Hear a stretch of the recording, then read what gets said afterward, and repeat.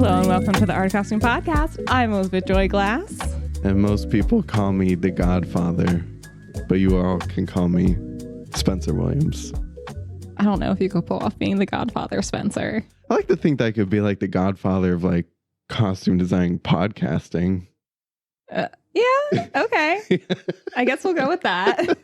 Hey, costume nerds. Welcome to our Godfather themed episode. I'm so excited. Our episode on the Godfather.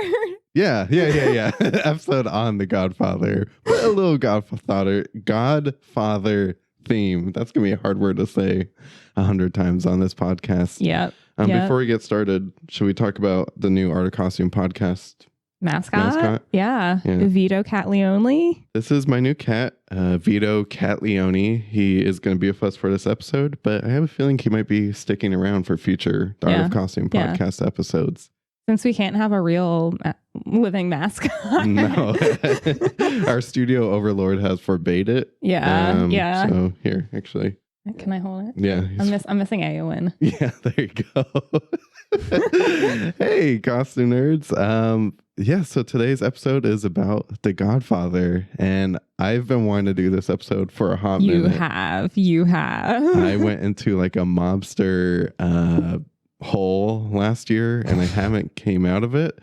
I've been watching Sopranos every day, watching The Godfather, Scarface. So we're doing a little mobster march, which I'm excited. Our march really goes through it. It does. Catherine Martin March. We had Sci-Fi March. Now it's Mobster March. Lots going on.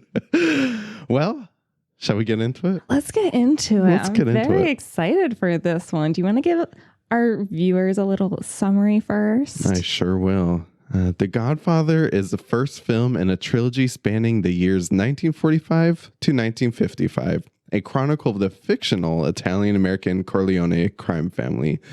When organized crime family patriarch Vito Corleone barely survives an attempt on his life, his youngest son, Michael, steps in to take care of the would-be killers, launching a campaign of bloody revenge. And that is The Godfather, and which was directed, of course, by Francis Ford Coppola. Yes. If you haven't seen it, go watch it. This was my first time seeing it.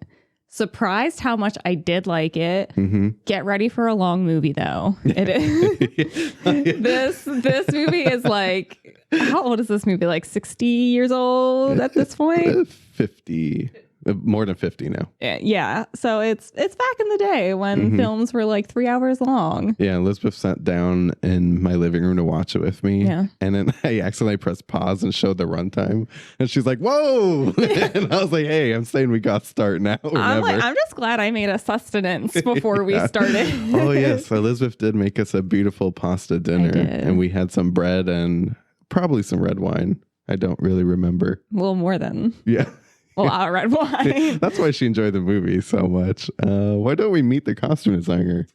Absolutely. Let's meet costume designer Anna Hill Johnstone. You will know her work from On the Waterfront, East of Eden, Baby Doll, The Taking of Pelham 1, 2, 3, Dog Day Afternoon, and Ragtime, for which she got an Oscar nomination. She also received an Oscar nomination for The Godfather and a BAFTA Award nomination for The Godfather. Quite the lady in her time. Yeah, I mean, she has a very iconic career. I believe she also went on to win a career achievement with the Costume Designers Guild later on. Unfortunately, Anna Hill Johnstone has passed away, but her legacy lives on in The Godfather. I mean, her work is incredible. It is. And I feel like it's kind of underappreciated because it was in a time where costume design really wasn't on anyone's top of mind. No, not very little. As we'll soon find out in the behind the costume facts. But her work really is iconic. I really feel like it showed the world what real classic like menswear, men's suiting could be. And it's kind of like, this is the inspiration for any sort of mobster film that went on forward, going from Goodfellas to Scarface or the entire Sopranos series. It all kind of harkens back to The Godfather. Absolutely. So, well, let's take a little break. And when we come back, we're going to kick things off with a little Italian wedding, which, Ooh. Elizabeth loves a wedding. I do love a wedding. Good fun. Good fun. Hi, I'm Dan, who does all the magic behind the scenes. I wanted to say thank you, and if you want to support the show even farther, go to tpublic.com/user/theartofcostume, where you can buy a couple variations of our logo on t-shirts, mugs, and stickers. Also, be sure to leave a like, comment, and subscribe, and if you're an audio listener, leave us a 5-star review on Apple Podcast. Now, back to the show.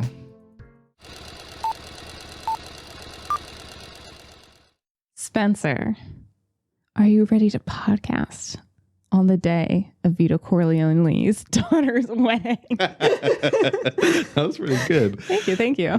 Oh, well, let's get into it. This wedding was so much fun. And I love that the film starts with this really fun, colorful wedding. Because it kind of sets a tone of like, oh, this might be like a fun kind of campy, story where it's full of joy, which it's not at all. No.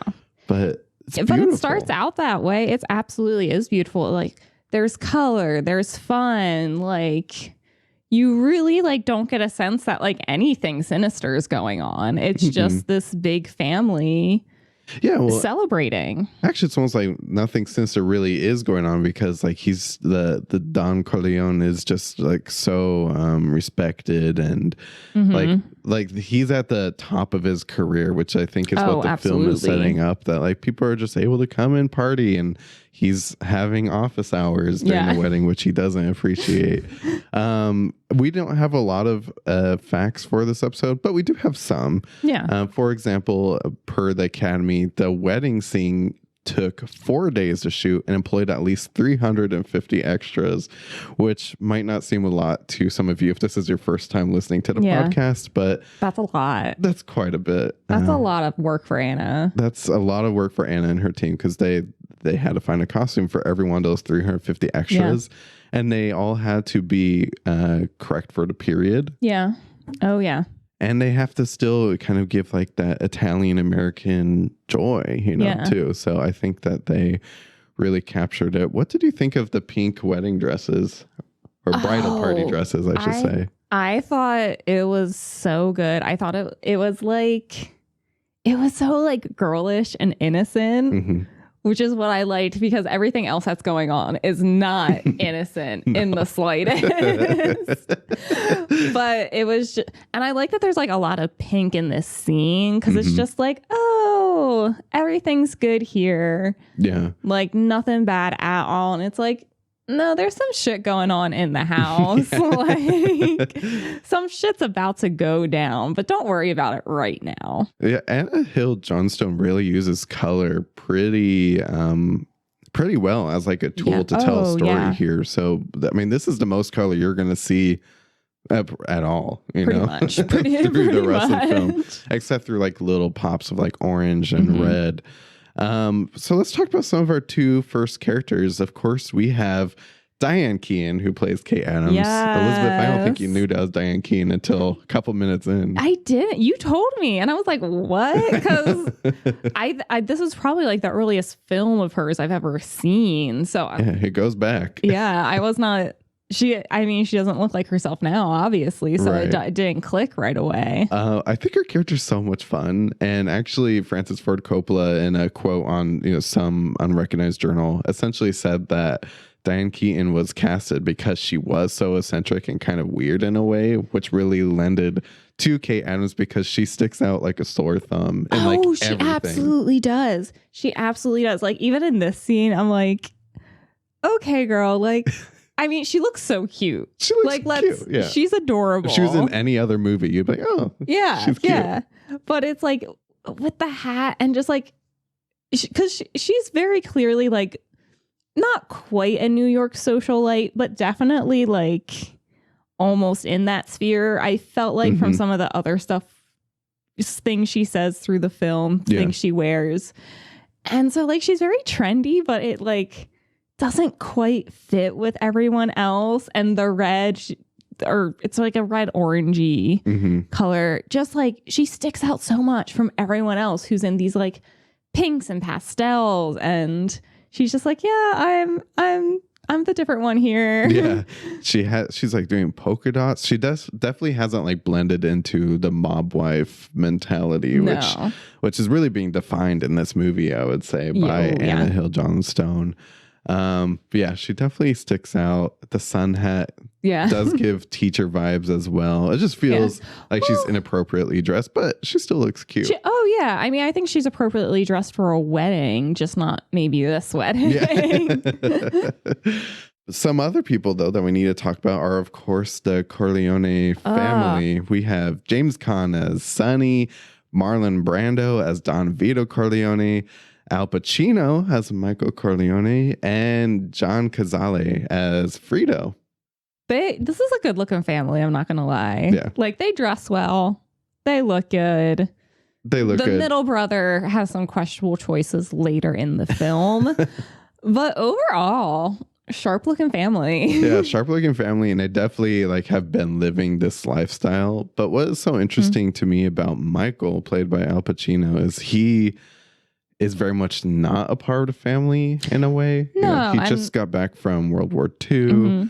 He also is an Ivy League graduate at this point. So he has a little bit more of an educated look to him. Yeah. And he's just, he's not part of the family because Vito doesn't want him to. Yeah.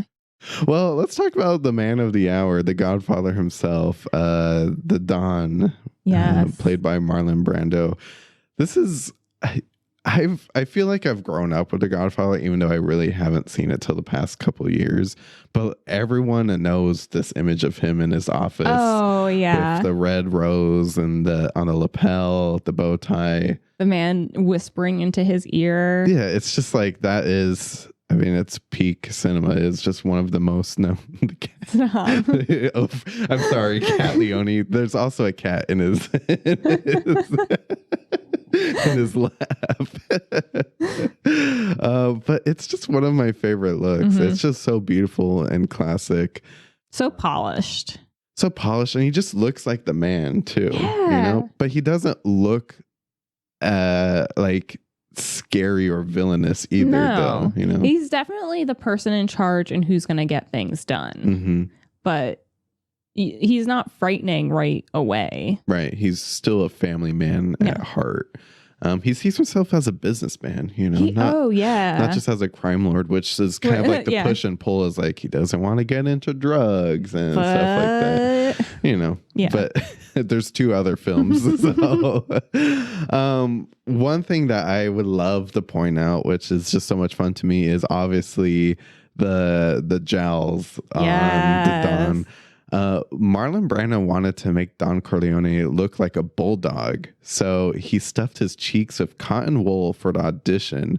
But for actual filming, per the Academy of Motion Pictures, he wore a mouthpiece made by a dentist. The dental plumper was designed by legendary makeup artist Dick Smith and made by a New York dentist named Henry Dork.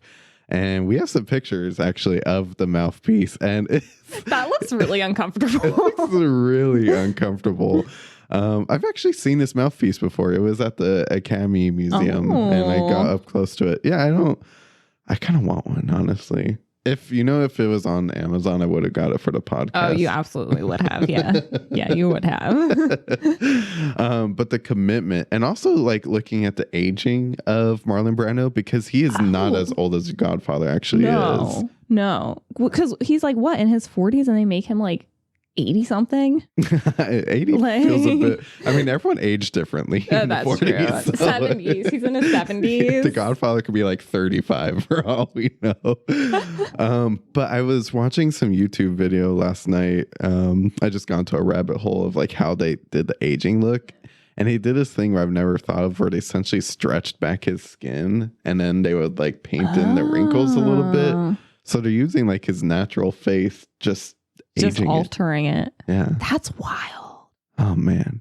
That's so cool. Like, it's not like, because we're looking at like the before and after pictures side to side. And it's wild because it's like they really don't do that much, but what they do, it is such a transformation. Yeah. it's so subtle, but so like he looks like a different person. Yeah, subtle.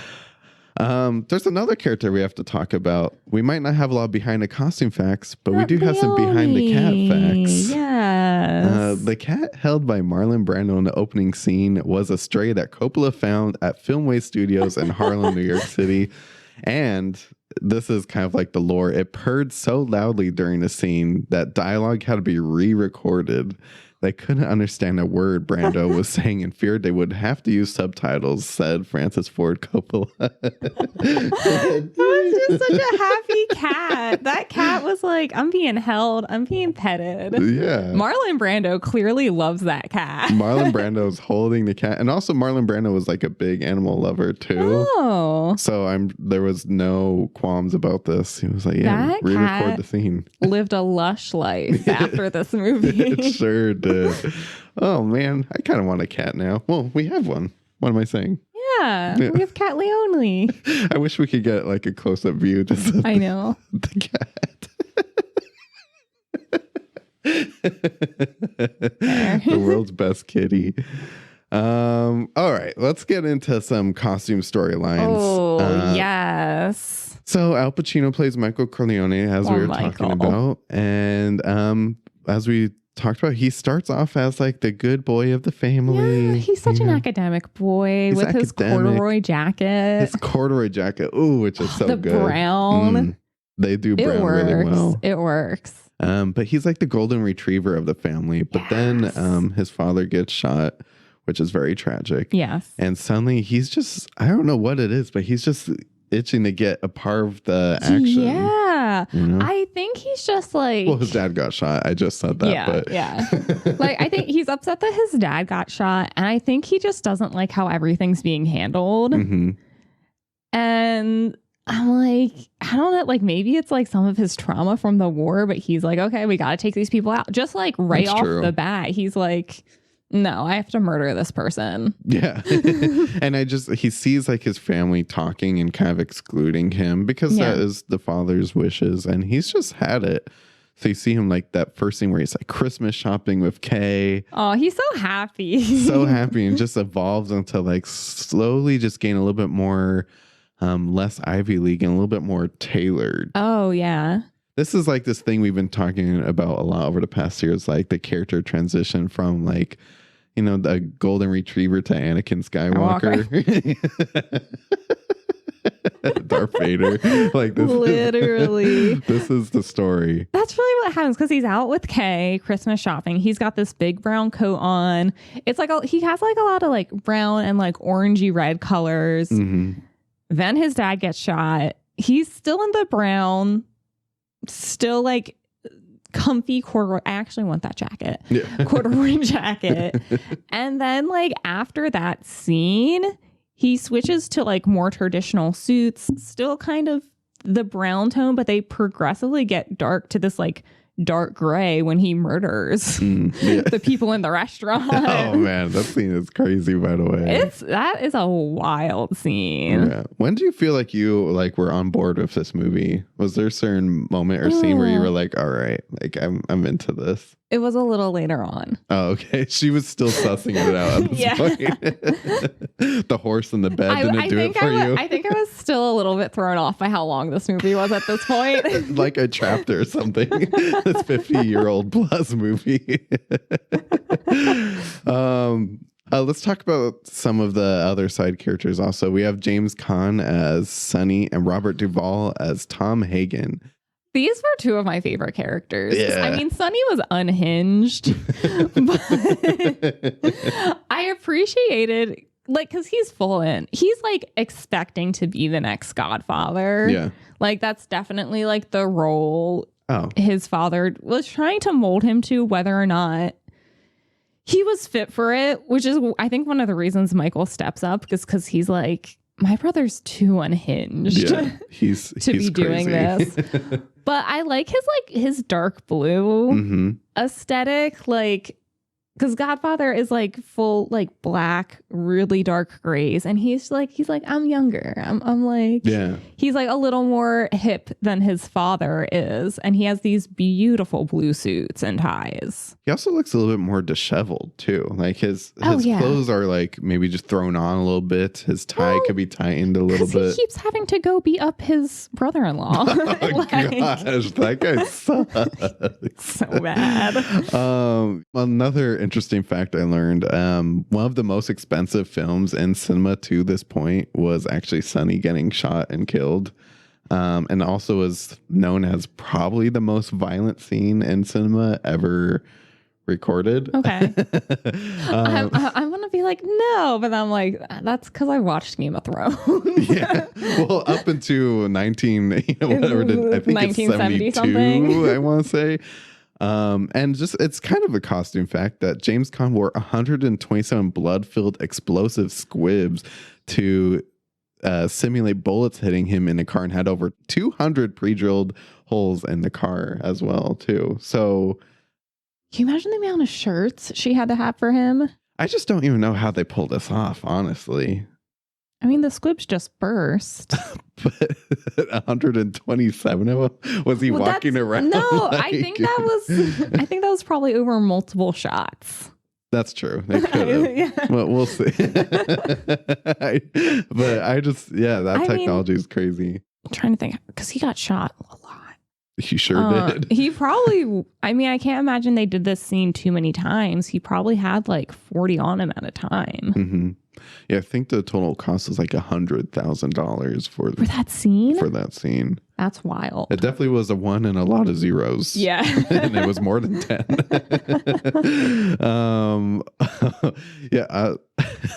I've said this a lot to my dad, but one of my dreams is like to be casted as an extra in either a mobster film or a zombie film where you could die in. Like I want to get either ripped apart by a zombie or like get choked out in a mob scene, like sit in the front, passenger seat of a car. Do the thing we know not to do. Yeah, and then someone gets you from the back, just like that. It would be so fun. That actually might be fun. Casting directors, if you're looking for someone to just get absolutely wrecked on screen. This guy right here. This guy. I'd love to see you torn apart by zombies. I think that'd be fun. Yeah, I mean, that's living out your Walking Dead dreams. I seriously would love that. You would. And it could be really messy where they're like, a crowd. Anyways. All right. So the Don Corleone is wrecked in a hospital, clinging on to life. And Michael has made some mistakes as well because he now emptied out that restaurant. So he's shipped off to Sicily. So let's check in on Kay and see how she's handling things. She's not handling things well. Not well. No. Rightfully so. Like if your boyfriend is up and disappears, I'd be asking questions too. Well, just looking at the transition of her costumes up until this point, she's very kind of like luxed up, very like furs, wintry. But you just kind of see like her hold on to this color all the way through too. Yeah. Like she's wearing the bright oranges, deep reds, but just looking so out of place up to that moment where she arrives to the home of the family where she's trying to get in contact with Michael. She's wearing like bright orange. Yeah, looking like Paddington Bear. Literally. It's like, honestly, it's very, very cute. And like the family lawyer is just like, honey, go home. Ma'am, you don't want any part in this. No, you don't know what's happening. And that's okay. But you gotta go. You have a rare opportunity in a mobster film to just leave with no consequences. Yes. I wish she took him up on that. Oh, right. I mean, you have to see film 2 and 3 also, too. I know. Kay's hairline is very interesting, by the way. Yeah. And her hair like constantly changes. I mean, I will say I feel like Kay is a little more like 60s opposed to the 40s. Mm-hmm. But I think that's the whole like just wanting your audience to connect with a character. And like, this is the early 70s. A lot of those 60s styles would still be popular. Mm-hmm. So I think that's more of what that is. But it's just like one more thing that sets her apart. Yeah. Yeah. She just, there's a laundry list of things, just making things difficult for Kay. Do you want to go on a little vacation to Sicily? Absolutely. Please, someone take me to Sicily, please. Michael really has a lot of good things going for him in this film, honestly. I mean, he did do some murdering. He did some murdering. I mean, if everything had gone well in Sicily, things would be different. Right. So let's talk about this trip to Italy, which I believe was actually filmed in Italy, if I'm not wrong. Yeah. One little behind the costume fact that I so loved, those woolen flat caps that Michael and his bodyguards wear, coincidentally known to the locals, this hat is known as a cupola. What? And is the likely evolution of the Sicilian word cupula, meaning head. Or might be cupola. I don't speak Italian, but clearly. I love the scenes in Sicily because it's such it's so bright compared to New York. Oh yeah, it's like a whole different film. It's a whole different film, and I'm like, I almost want a movie just of Michael in Sicily. That whole time he was running from the law. Yeah, it's really fun. And just, I don't know, Michael's kind of glowing, actually. Yeah. You're like, oh, I feel sad that Michael got shipped off to Italy. And then it looks in on him. You're like, oh no, he's having a great time. But anyways, Michael just looks really happy with his cap, the cupola cap. Yeah. His bodyguards. But then he sees this beautiful woman, which you just have to know where this movie's going from this point forward. This is where it got me with Apollonia. Simonetta Stefanelli as Apollonia. Beautiful, gorgeous. Also gorgeous. A typical, to me, a 70s model. Yes. You know? And she is pure wife material. Yeah. She's gonna know, and it's not gonna faze her at the end of the day when she figures out what his family's up to. Yeah. You could see her going back to New York with the big fur coats and the fur hat, and you just you're right, mob wife material. You see it there the whole time. This is actually a moment where you looked at me and you're like, oh, is this the part where his wife dies? And I was like, wait, what? Never seen this movie before. No, but I do watch TV shows about film history, and this part wasn't one of them. Yeah. And I was like, no. And I was so confused. I'm like, I guess that must happen in the second movie then. Yeah. And I was like, well, I don't know. There's 3 movies. Yeah, but they have a beautiful wedding. Gorgeous wedding. And she looks so good. I love her wedding dress. The veil is just so of the time. Yeah. So of the time. But her dress is gorgeous. And she's just yes, I'm marrying my American man who suddenly can't fully speak Italian. Yeah, I don't know. I was very confused by that. But I love her her little mini me brides who are her flower girls. Well, I feel like Michael just had stage fright, where you're like, oh yeah, I could speak some Spanish, and then you meet someone who speaks Spanish, you're like, just kidding, I don't. Never mind. You know what? That tracks. That tracks. That's what Michael had. Oh, and he's really enjoying the potential of being a mob boss in Italy too. Yeah. Having these bodyguards, he's like, you know what? Maybe I do like this. Yeah. Little does he know that doesn't work out for him in the end. Nah. And Apollonia does meet Elizabeth's prediction that she gets turned into several pieces. Oh, yeah. Which is very sad, honestly. Sad. I liked her. Yeah, she was sweet. She was so ready to go to America too. She's like, I'm going to drive this car. Yeah. They had one Zoom meeting and they were ready to go. Yeah. Let's do this. Yeah. Well, back in America, Don Vito Corleone is finally feeling better.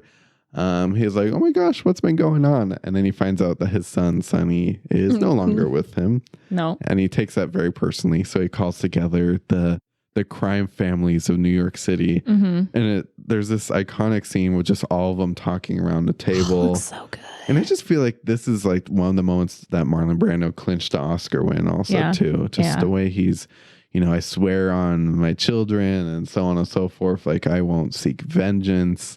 I don't know. It's one of my favorite scenes. It's so good. And they all like, they're just like all dressed like respectable members of the community. Mm-hmm. That's literally what it looks like. It looks like a meeting of all the most respected members of a community. Yeah. But it's literally all the mob bosses. And the thing about Vito is he's not overly flashy ever in the film, which is like different compared to like Michael and Sonny, which shows like the immaturity in them there. Yeah. That like his costume is very like put together, suit, tie.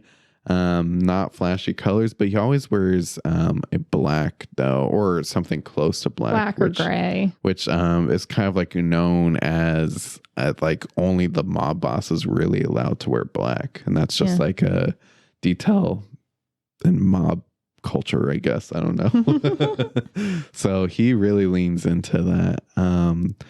All right, so Michael goes back to America and he's like, well, I need a wife, and he picks up Kay. And I think the scene is very interesting when you see her at the elementary school because no color. No color. I think she's like him disappearing without saying anything. I think kind of like brought her down to earth. Because I'm like, okay, you clearly met in college. Yeah. And like, I don't know, maybe you have had like a romance while he was like in the army.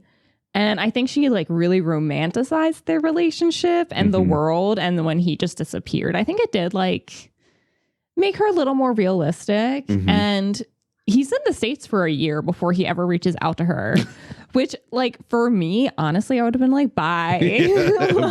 Bye.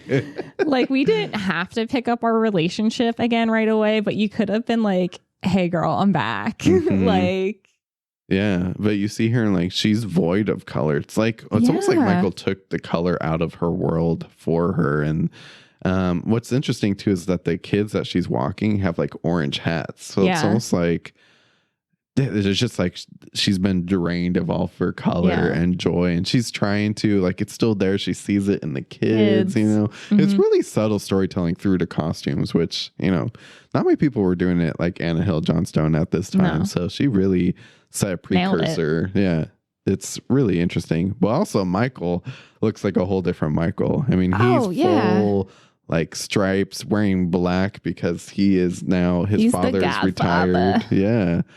And wearing the hat. He's doing the whole thing. He just went like he went to the costume store and was like, where is Mob Boss? Because that's what I'm doing. Yeah. Oh man. I love retired Vito Corleone. He's just like so at peace. Like, I wish I could be that at peace in my day today. I thought you would like this character. This character arc of him just sitting around drinking wine, hanging out with the grandbabies, eating bread and cheese. That's like all and taking care of his garden. Yeah, that's like all he's doing, and I think he's like really happy. He is, and he's not wearing the suit so much. He's like still buttoned up. He has the tailored pants, the very tailored shirt, but not wearing a suit jacket or tie anymore. I love his hair. I think Marlon his Brando little cardigans. Yeah, they're so sweet. He's just like, I'm in grandpa mode. Don't bother me. Yeah, he's like, I've had a hard life, and now I finally get to enjoy the grandbabies.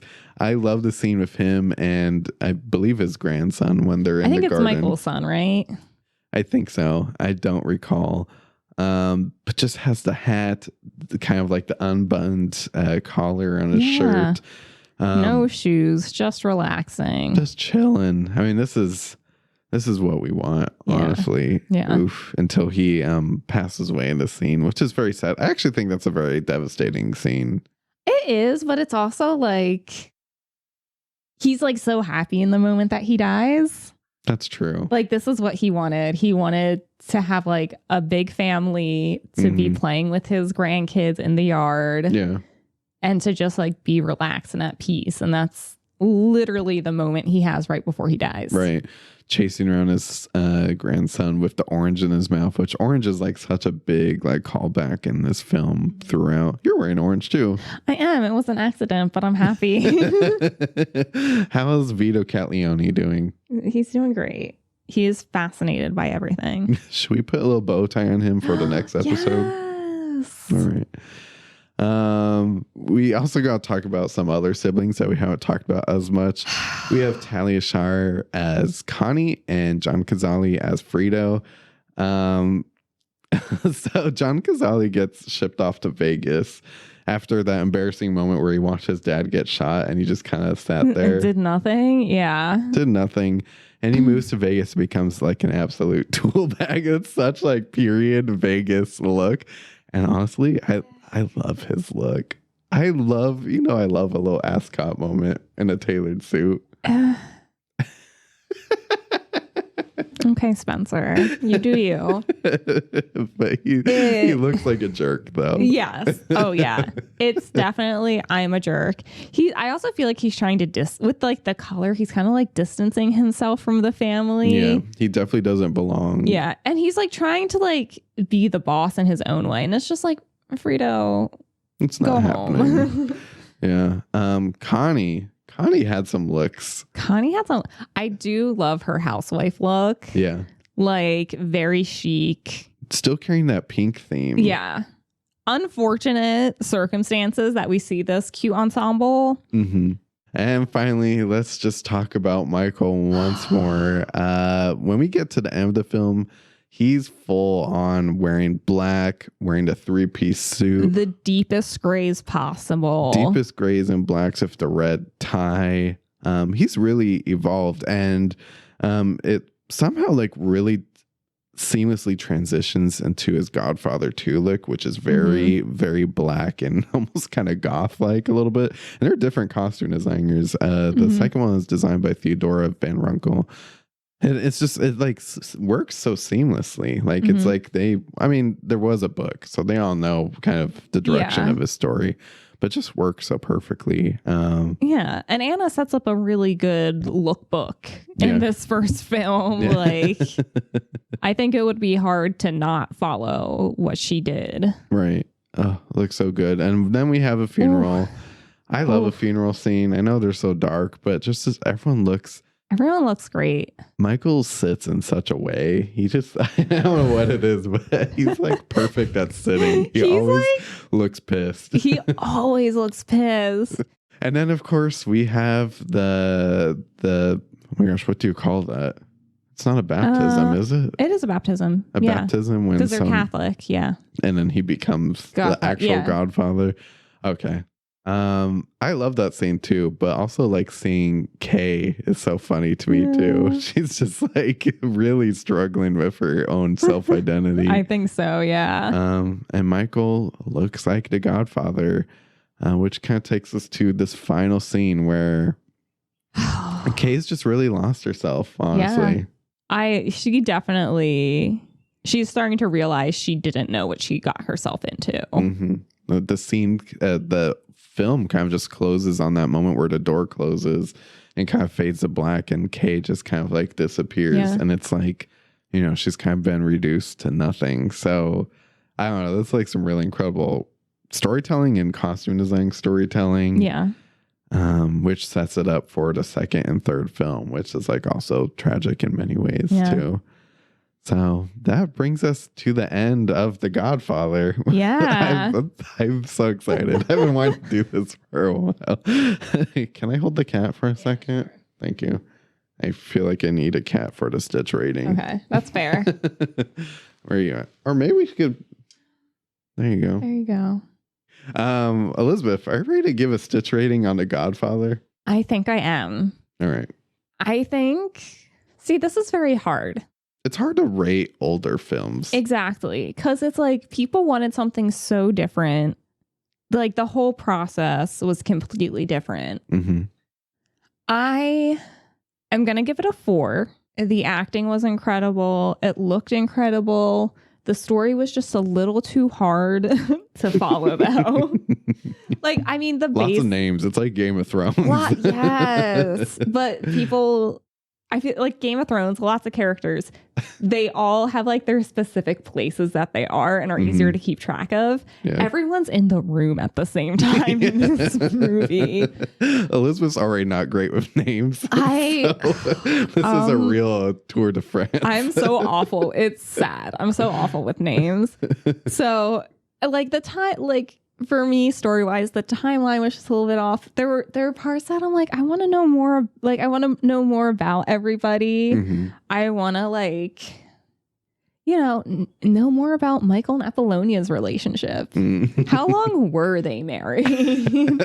For about 2 days. 2 days. I feel like if someone were to adapt, I want to read the book now. I do too, actually.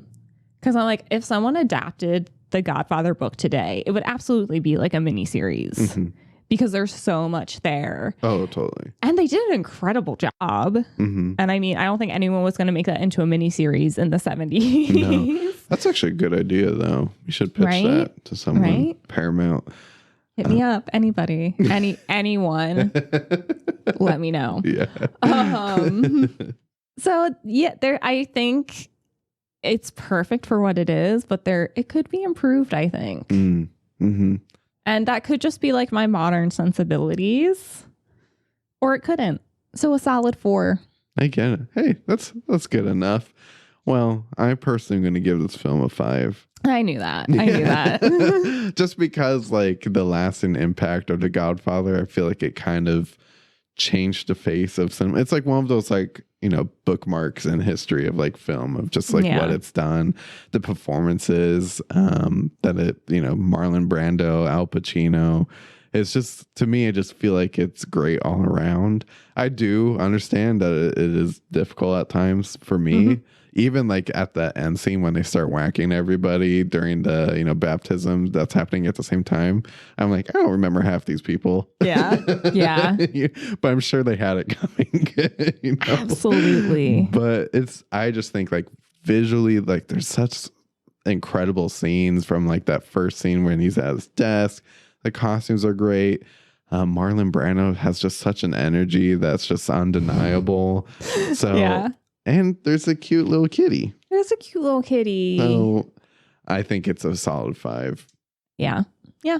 I wouldn't feel right giving it anything else. I feel fine giving it a 4. Yeah, she's good.